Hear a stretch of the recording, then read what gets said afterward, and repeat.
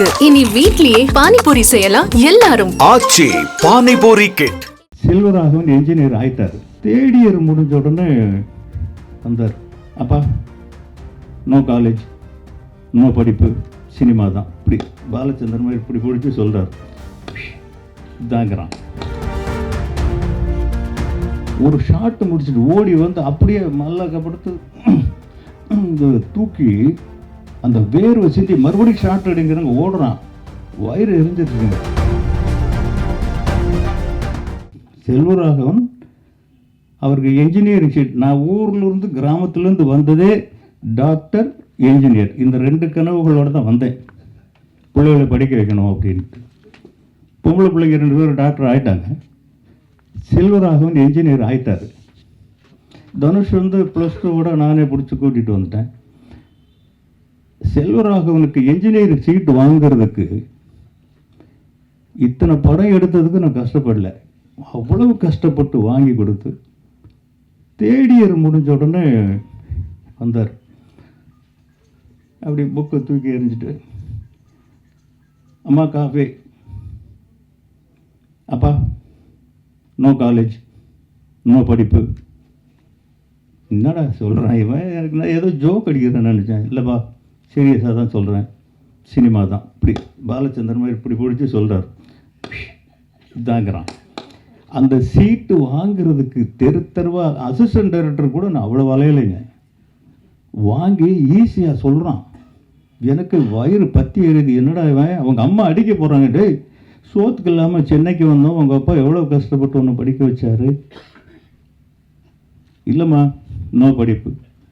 இவ்வளோ இந்த 3 ஒரே வார்த்தை தான் திருப்பி திருப்பி சொல்கிறான். நோ படிப்பு, சினிமா. அப்புறம் தான் இவனை ஏமாத்துறதுக்கு என்னடா வழின்னு நான் ஒரு பொய் சொன்னேன். தம்பி, உங்கள் அப்பா வர்றதுக்கு முன்னாடியும் சினிமா இங்கே தான் இருந்தது, இப்போவும் இங்கே தான் இருக்குது. உங்கள் அப்பாவுக்கு பிறகும் சினிமா இருக்கும். பட் இந்த படிப்பு இப்போ தான் வரும்.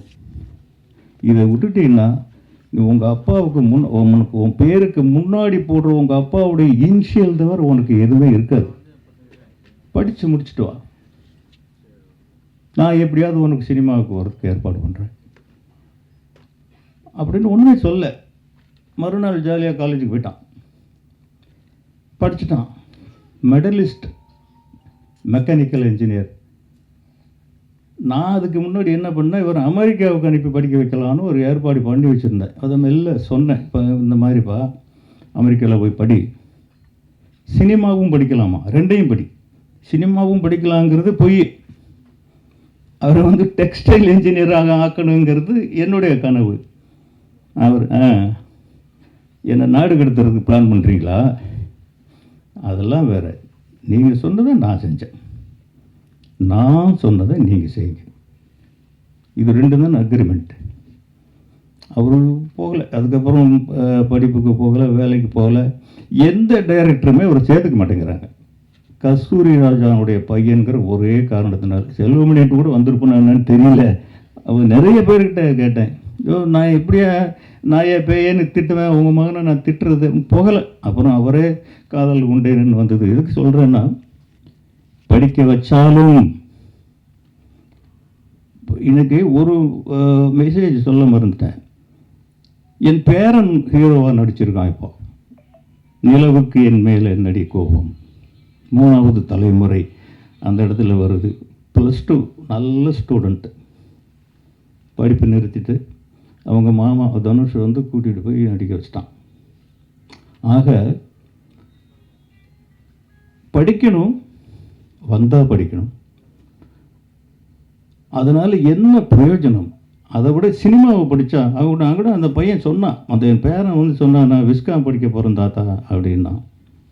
எதுக்குடா, நம்ம வீட்லேயே 3 விஸ்காம் இருக்கு, நீ போய் என்ன அங்கே போய் காலேஜில் படிக்க போகிற, போ மாமாட்ட போயிரு அப்படின்னு அவரோட கொஞ்ச நாள் இருந்தால் ஏதோ நடிக்க வச்சுட்டான். ஆக 4 வருஷம் வீணாக போய்டும் ஒரு டிகிரி வாங்குறதுக்கு. யாரையும் படிக்க வேணான்னு சொல்ல, படிக்க வந்தால் படிப்பு தான். படிப்பு வரலையா, சினிமாவா, அந்த சினிமாவில் போட்டு அமைக்குங்க. அதில் அவன் திறமையை வளர்த்துக்கட்டும். அவன் படித்து முடித்து அதுக்கப்புறம் தாடியை வளர்த்து ஒவ்வொன்றுக்கும் ஒரு பருவம் இருக்குது, ஒரு பக்குவம் இருக்குது. எது வருமோ அதில் பிள்ளைங்களை செலுத்துறது தான் புத்திசாலித்தனம். அந்த பையனுக்கு நல்ல சினிமா வருது, நல்ல கண் இருக்குது, நல்ல அழகாக இருக்கான், ஃபிட்னஸ் ரொம்ப எவ்வளோ கஷ்டப்பட்டாரு தெரில, இவ்வளோ நல்ல ஃபிட்னஸ் இருக்குது. இதுக்கெல்லாம் என்ன பாடுபடுறாங்கன்னு எங்கள் பசங்களை நான் பார்த்துட்டு தானே இருக்கேன். தனுஷ் 6 பேக்கெல்லாம் வச்சுருக்காரு. அப்படின்னா ஒரு தடவை இது இந்த பொல்லாதவன் ஷூட்டிங்கில் வந்து கெய்டி தேட்டரில் எங்கே நடக்குதுனாங்க போனோம், ஷூட்டிங் பார்க்க போகலாம் அப்படின்ட்டு. அப்போ அந்த கிளைமாக்ஸ் ஃபைட் எடுக்கிறாங்க, 6 பேக்கு காமிக்கிறது. ஒரு ஷாட்டு முடிச்சுட்டு ஓடி வந்து அப்படியே மல்லாக்கப்படுத்து இந்த தூக்கி அந்த வேர்வை சிந்தி மறுபடியும் ஷாட் எடுங்கிறாங்க, ஓடுறான். வயிறு எரிஞ்சிருச்சுங்க, பெத்த பிள்ளை இவ்வளோ டார்ச்சர் பண்ணியாட நம்ம நடிக்க வைக்கிறோம் அப்படின்னு.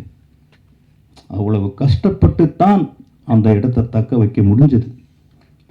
அது மாதிரி நீ எவ்வளோ கஷ்டப்பட்டு போய் எனக்கு தெரியல, அதை விட்டுறாது. அதுதான் கேபிட்டல் ஒன்றுக்கு. சிவகுமார் அடிக்கடி சொல்வார், நடிகனுக்கு உடம்பு தாண்டா முதலீடு அப்படின்னு.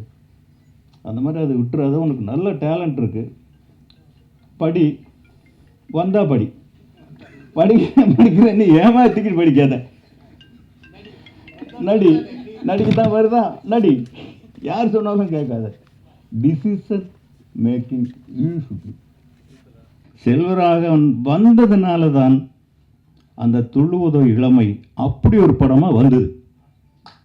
நான் எடுத்திருந்தால் ஒரு படமாக வந்திருக்கும்.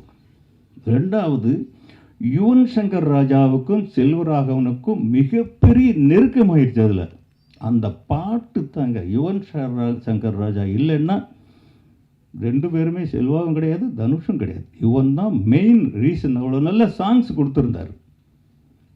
அதனால்